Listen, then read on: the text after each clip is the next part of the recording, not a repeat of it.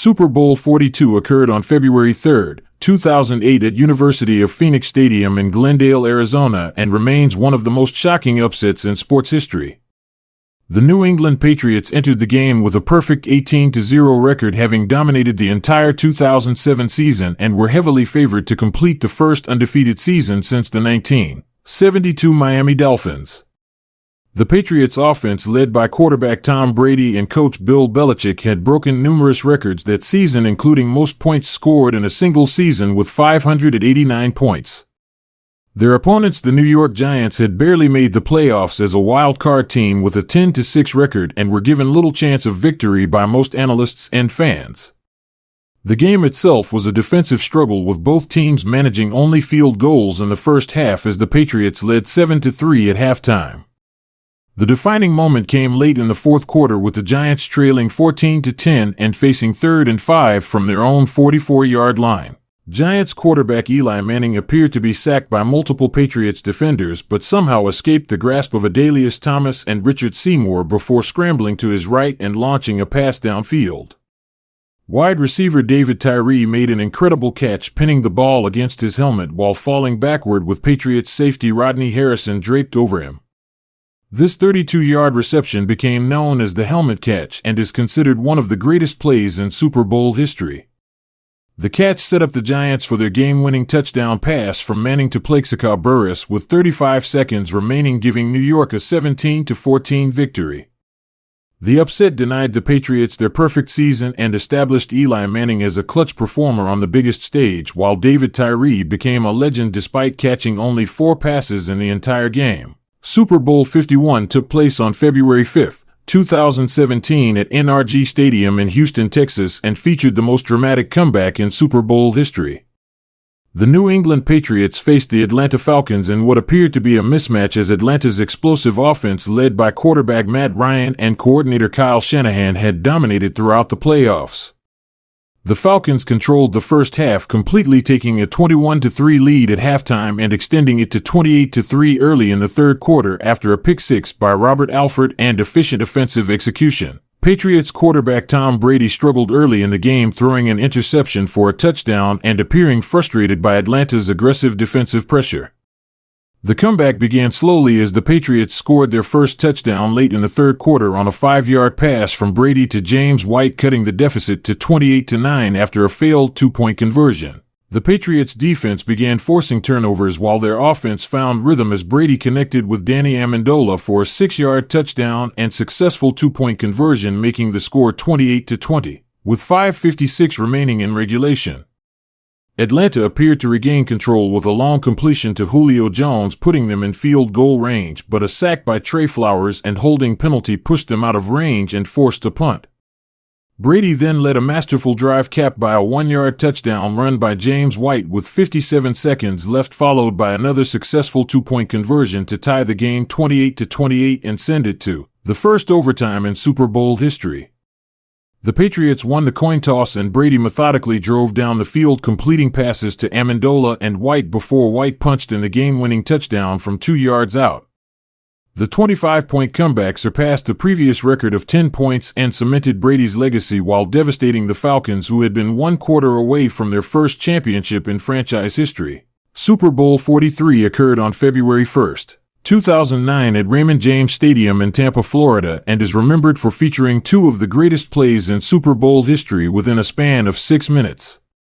The Pittsburgh Steelers faced the Arizona Cardinals in what many expected to be a high-scoring affair, given Arizona's explosive passing attack led by quarterback Kurt Warner and wide receivers Larry Fitzgerald and Anquan Boldin. The Cardinals had made an improbable playoff run as a wild-card team, while the Steelers were seeking their 6th Super Bowl title behind their dominant defense anchored by linebacker James Harrison. The game's defining moment came just before halftime when the Cardinals appeared ready to take a 14-7 lead as Warner dropped back to pass from the Pittsburgh 1-yard line. Harrison intercepted the pass at the goal line and began a 100-yard return for a touchdown that required him to fight off multiple tacklers and receive key blocks from teammates, including Lamar Woodley, who made a crucial block near midfield. Harrison's return was the longest play in Super Bowl history and gave Pittsburgh a 17-7 halftime lead while completely shifting momentum away from Arizona. The Cardinals fought back in the second half as Fitzgerald caught 2 touchdown passes, including a spectacular 64-yard reception where he outran the entire Steelers secondary to tie the game 23-23 with 2:37 remaining. The Steelers responded immediately as Ben Roethlisberger led them down the field and found wide receiver Santonio Holmes in the corner of the end zone with 35 seconds left. Holmes made a remarkable catch, dragging both feet inbounds while maintaining possession for what became known as the toe tap touchdown. The play was initially ruled incomplete, but replay review confirmed that Holmes had both feet down with possession, giving Pittsburgh a 27-23 victory and their 6th championship, while Holmes earned Super Bowl MVP honors for his clutch performance. Super Bowl 34 took place on January 30th, 2000 at the Georgia Dome in Atlanta and concluded with one of the most dramatic finishes in championship history. The St. Louis Rams entered the game as the top seed in the NFC with their high-powered greatest show on turf offense led by quarterback Kurt Warner and running back Marshall Faulk, who had combined for over 6,000 yards of total offense during the regular season.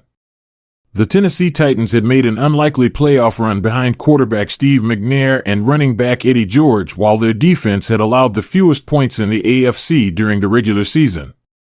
The game was a back-and-forth affair with both teams trading scores throughout as the Rams took a 16-0 lead in the second quarter before the Titans rallied to tie the game 16-16 at halftime. The fourth quarter featured multiple lead changes as McNair threw a 12-yard touchdown pass to Eric Flowers to give Tennessee a 22-16 lead with 6:54 remaining before Warner answered with a 73-yard bomb to Isaac Bruce for the go-ahead score, making it 23-16 with 1:54 left on the clock.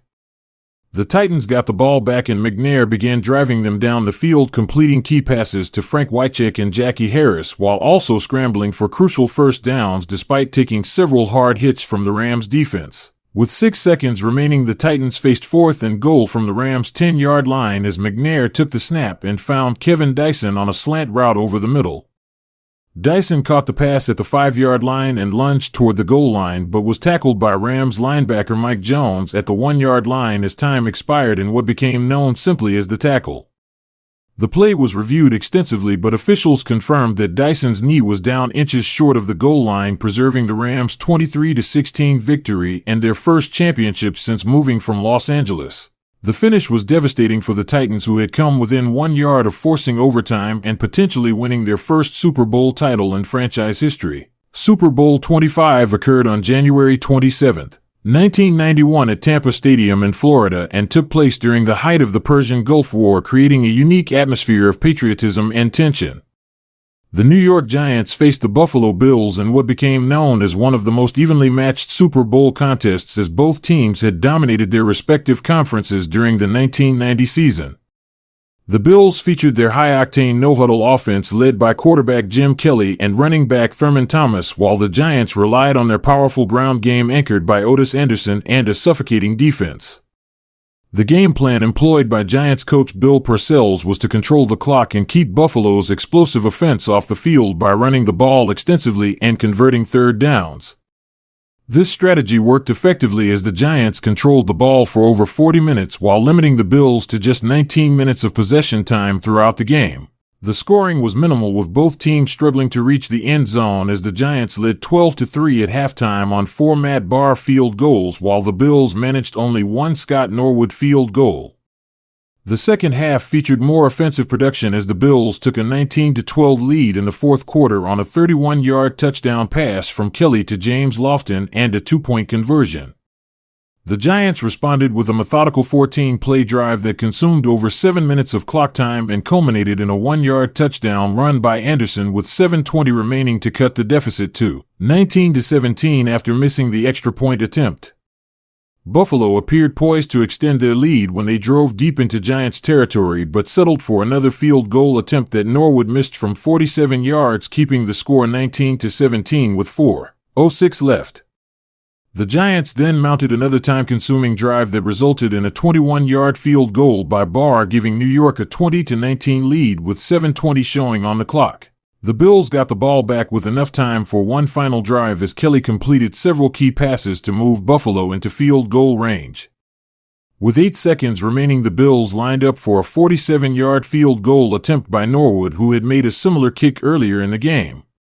The kick sailed wide right, preserving the Giants' 20-19 victory in what became known as the wide right game, while denying Buffalo their first championship in a contest decided by the smallest margin in Super Bowl history. Super Bowl 49 took place on February 1, 2015 at University of Phoenix Stadium in Glendale, Arizona, and concluded with one of the most shocking endings in championship history. The Seattle Seahawks entered the game as defending champions, seeking their second consecutive title behind their legion of boom defense and dual-threat quarterback Russell Wilson, who had led the team to back-to-back Super Bowl appearances. The New England Patriots were making their 6th Super Bowl appearance under the Tom Brady and Bill Belichick era, but had not won a championship since 2004, despite reaching the title game twice in the previous 4 years. The game was a defensive struggle early as both teams managed only field goals in the first quarter, with the Patriots taking a 14-7 lead at halftime on 2 Brady touchdown passes to Rob Gronkowski and Danny Amendola. Seattle's defense dominated the third quarter, forcing multiple turnovers and creating short fields for their offense as the Seahawks took a 17-14 lead entering the final period. The fourth quarter featured dramatic momentum swings as Brady threw 2 interceptions, including a pick-six by Jeremy Lane that extended Seattle's lead to 24-14 with 2:02 remaining in the third quarter. The Patriots responded with 2 touchdown passes from Brady to Amendola and Julian Edelman in the fourth quarter to regain a 28-24 lead with 2:02 left on the clock. Seattle got the ball back and Wilson led a masterful drive highlighted by a spectacular 33-yard completion to Jermaine Kearse, who made an incredible catch while falling backward after the ball deflected off his hands multiple times. The completion put the Seahawks at the Patriots' 5-yard line with 1:06 remaining and first and goal. Wilson handed the ball to Marshawn Lynch, who gained 4 yards to the 1-yard line, setting up second and goal with 26 seconds left and Seattle having 1 timeout remaining.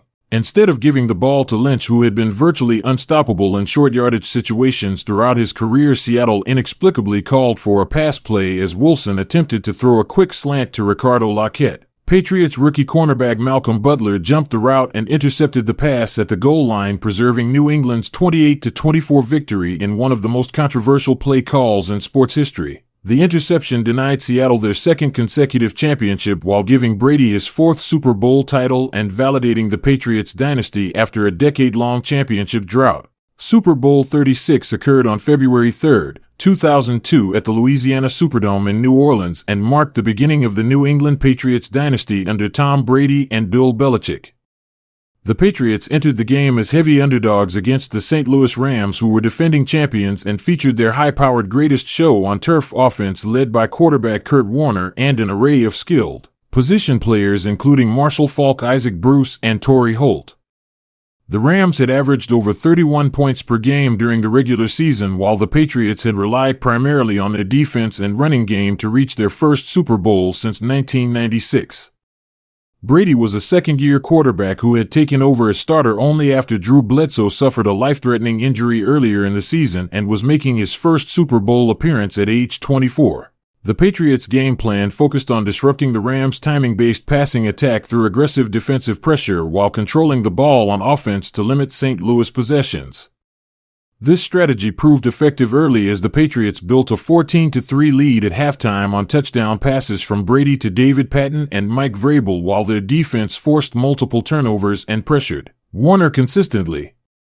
The Rams rallied in the second half as Warner threw 2 touchdown passes to tie the game 17-17 with 1:30 remaining in regulation, setting up a dramatic finish. Brady got the ball back with no timeouts and 1:21 on the clock as many expected the Patriots to simply run out the clock and play for overtime. Instead, Brady completed key passes to J.R. Redmond and Troy Brown to move New England into field goal range before spiking the ball with 7 seconds left. Patriots kicker Adam Vinatieri then connected on a 48-yard field goal as time expired to give New England a 20-17 victory and their first championship in franchise history. The victory launched a dynasty that would see the Patriots win 6 Super Bowl titles over the next 17 years while establishing Brady as one of the greatest quarterbacks in NFL history and validating Belichick's defensive philosophy against high-powered offenses. Super Bowl 13 took place on January 21, 1979 at the Orange Bowl in Miami and featured two of the most successful franchises in NFL history battling for supremacy. The Pittsburgh Steelers faced the Dallas Cowboys in what was billed as a clash between the Steel Curtain defense and America's team, with both organizations seeking their third Super Bowl title in the 1970s decade. The Steelers entered the game with their dominant defense led by Mean Joe Green, Jack Lambert, and Jack Ham, while their offense featured the powerful arm of Terry Bradshaw and a ground attack anchored by Franco Harris. The Cowboys countered with their own balanced attack led by quarterback Roger Staubach and running back Tony Dorsett, while their doomsday defense had allowed the fewest points in the NFC during the regular season. The game lived up to its billing as both teams moved the ball effectively throughout, with the lead changing hands multiple times during a back-and-forth contest. Pittsburgh struck first on a 28-yard touchdown pass from Bradshaw to John Stallworth in the first quarter before Dallas answered with a 39-yard field goal by Raphael Septien to cut the deficit to 7-3. The Steelers extended their lead in the second quarter on a 7-yard touchdown run by Franco Harris and appeared to take control when Bradshaw connected with Stallworth again for a 75-yard touchdown pass that made the score 21-14 at halftime. The Cowboys refused to fold as Staubach threw a 7-yard touchdown pass to Mike Hegman in the third quarter after the linebacker had recovered a Bradshaw fumble and returned it 37 yards for an apparent touchdown, before the play was nullified by a holding penalty. Dallas tied the game 21-21 early in the fourth quarter when Staubach found Billy Joe Dupree for a 7-yard scoring strike before the Steelers regained the lead on an 18-yard touchdown pass from Bradshaw to Lynn Swann, making it 28-21 with 8:31 remaining. The Cowboys answered immediately as Staubach connected with Dupree again for a 28-yard touchdown pass that tied the contest 28-28 with 7:10 left on the clock. Pittsburgh scored the game-winning touchdown with 6:51 remaining when Bradshaw found Swann for his second touchdown reception of the day on an 18-yard pass that gave the Steelers a 35-28 lead. Dallas had one final opportunity to tie the game, but Staubach's desperation pass was intercepted by Glenn Edwards, preserving Pittsburgh's victory in what many consider the greatest Super Bowl ever played between two championship-caliber teams. Super Bowl 23 occurred on January 22, 1989 at Joe Robbie Stadium in Miami and concluded with one of the most memorable drives in championship history. The San Francisco 49ers faced the Cincinnati Bengals in a rematch of Super Bowl 16, with both teams featuring explosive offenses and opportunistic defenses that had dominated throughout the 1988 season. The 49ers were led by quarterback Joe Montana, who was widely considered the best clutch performer in the NFL, while the Bengals countered with their own talented signal caller in Boomer Esiason and a no-huddle offense that had confused opponents all year. The game was a defensive struggle early, with both teams managing only field goals in the first quarter as the 49ers led 3-0 after 12 minutes of play. San Francisco extended their lead in the second quarter on a 14-yard touchdown run by Roger Craig, but Cincinnati answered before halftime with a 20-yard scoring strike from Esiason to Tim McGee that tied the contest 10-10 at the intermission. The third quarter featured more offensive fireworks as Montana threw a 20-yard touchdown pass to Jerry Rice, while the Bengals responded with a 40-yard field goal by Jim Breach that cut the deficit to 20-13, entering the final period. Cincinnati took their first lead of the game early in the fourth quarter when Stanford Jennings returned a kickoff 93 yards for a touchdown that gave the Bengals a 22-20 advantage after a successful two-point conversion. The 49ers appeared to regain control when Rice caught his second touchdown pass of the day from Montana, making it 26-22 with 10:57 remaining, but Cincinnati answered with another field goal by Breach to cut the margin to 26-25 with 5:23 left on the clock. The Bengals then recovered an onside kick and drove for what appeared to be the game-winning score when Esiason found Chris Collinsworth for a 14-yard touchdown pass that gave Cincinnati a 32-26 lead. With 3:20 remaining, Montana got the ball back at his own 8-yard line with no timeouts and 3:10 on the clock, as many expected the game to be over given the difficult field position and time constraints. Instead, Montana methodically drove the 49ers 92 yards down the field, completing key passes to Rice, Craig, and John Taylor, while also scrambling for crucial first downs when the pocket collapsed. The drive culminated with 34 seconds remaining when Montana found Taylor in the back of the end zone for a 10-yard touchdown pass that gave San Francisco a 33-32 victory and their third championship of the decade, while establishing Montana's reputation as Joe Cool for his clutch performance under pressure. Super Bowl 32 took place on January 25, 1998 at Qualcomm Stadium in San Diego and represented the culmination of John Elway's quest for his first championship after 3 previous Super Bowl defeats. The Denver Broncos faced the defending champion Green Bay Packers, who were led by quarterback Brett Favre and were heavily favored to repeat as champions behind their balanced offense and opportunistic defense. Elway was 37 years old and widely considered to be running out of time to capture the championship that had eluded him throughout his illustrious career despite reaching the Super Bowl 4 times previously. The Broncos had surprised many observers by reaching the title game as a wild-card team behind their powerful running attack led by Terrell Davis, who had rushed for over 1,700 yards during the regular season. The game began as a defensive struggle, with both teams managing only field goals in the first quarter before the Packers took a 14-7 lead at halftime on touchdown passes from Favre to Antonio Freeman and Mark Kamara. Denver appeared overmatched early as their offense struggled to move the ball consistently against Green Bay's aggressive defense, while Elway was pressured frequently and threw an interception that led to a Packers touchdown. The turning point came in the third quarter when Elway scrambled on a 3rd and 6 play near the goal line and launched himself into the air, spinning like a helicopter while absorbing a massive hit from Packers safety Leroy Butler after gaining the first down. The play became known as the helicopter run and seemed to energize both Elway and his teammates as the Broncos scored the go-ahead touchdown on the next play when Davis punched it in from 1 yard out. Davis dominated the second half despite suffering a severe migraine headache that temporarily forced him from the game, as he finished with 157 rushing yards and 3 touchdowns, while the Broncos' defense pressured Favre into 3 interceptions. Denver added 2 more touchdowns in the fourth quarter to pull away for a 31-24 victory that finally gave Elway his first championship, while Davis earned Super Bowl MVP honors for his outstanding performance despite playing through significant pain and discomfort. Super Bowl 52 occurred on February 4, 2018 at U.S. Bank Stadium in Minneapolis and featured one of the most entertaining offensive displays in championship history. The Philadelphia Eagles faced the New England Patriots in what many expected to be a mismatch, given that Eagles starting quarterback Carson Wentz had suffered a season-ending knee injury late in the regular season, leaving backup Nick Foles to lead the team through the playoffs. The Patriots were making their 8th Super Bowl appearance in 17 years under Tom Brady and Bill Belichick, while seeking their 6th championship during that span, and entered the game as heavy favorites despite Philadelphia's impressive playoff run. The game became an instant classic as both offenses moved the ball at will, with the teams combining for over 1,100 total yards and 74 points in regulation. Philadelphia struck first on a 34-yard field goal by Jake Elliott before the Patriots answered with a 1-yard touchdown run by LeGarrette Blount that gave New England a 7-3 lead after the first quarter.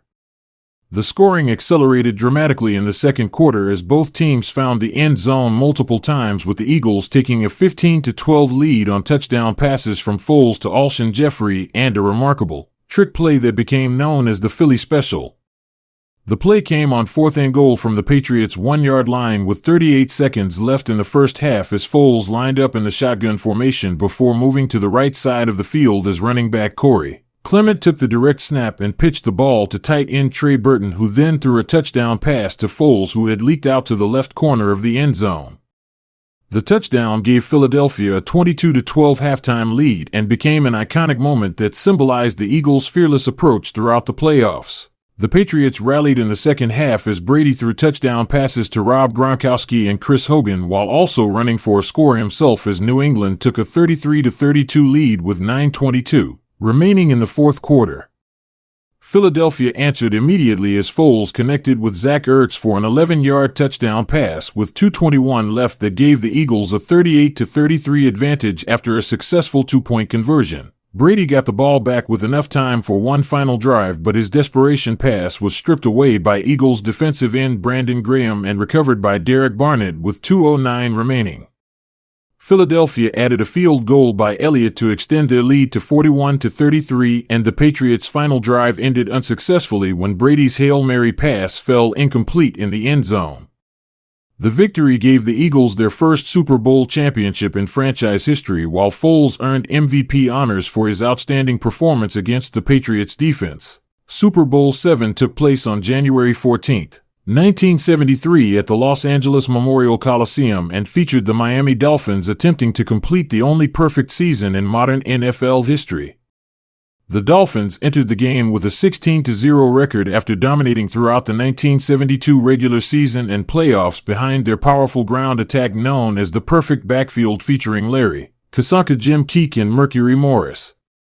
Their opponents, the Washington Redskins, had reached the Super Bowl behind their own balanced offense led by quarterback Billy Kilmer and a defense that had allowed the fewest points in the NFC during the regular season. Miami was coached by Don Shula, who had previously lost Super Bowl III while coaching the Baltimore Colts and was determined not to let another championship slip away from his grasp. The game began slowly as both defenses dominated early, with the Dolphins taking a 7-0 lead in the first quarter on a 28-yard touchdown pass from Bob Greasy to Howard Twilley. Washington answered in the second quarter with a 28-yard field goal by Karo Yepremian to cut the deficit to 7-3 at halftime in what was shaping up to be a defensive struggle. The Dolphins extended their lead in the third quarter on a 1-yard touchdown run by Jim Keek that capped a methodical drive and gave Miami a 14-3 advantage entering the final period. The game appeared to be well in hand for the Dolphins as their defense continued to pressure Kilmer and force turnovers while their ground attack controlled the line of scrimmage and managed the clock effectively. The drama came in the closing minutes when Miami attempted to add an insurance field goal as Yepremian lined up for a routine 42-yard attempt with 2:07 remaining. The kick was blocked by Washington defensive lineman Bill Brundage, and Yepremian attempted to pick up the loose ball and throw it downfield in desperation. The pass was intercepted by Redskins cornerback Mike Bass, who returned it 49 yards for a touchdown that cut Miami's lead to 14-9 with 2:07 left on the clock. The play became known as Garo's Gaffe and suddenly put the perfect season in jeopardy as Washington recovered the ensuing onside kick and had one final opportunity to score the winning touchdown. The Redskins drove into Miami territory, but their drive stalled at the Dolphins' 30-yard line and Kilmer's fourth down pass fell incomplete, preserving Miami's 14-7 victory and their perfect 17-0 season. The win made the Dolphins the first and only team in the Super Bowl era to complete an undefeated season while establishing their place in NFL history as one of the greatest teams ever assembled.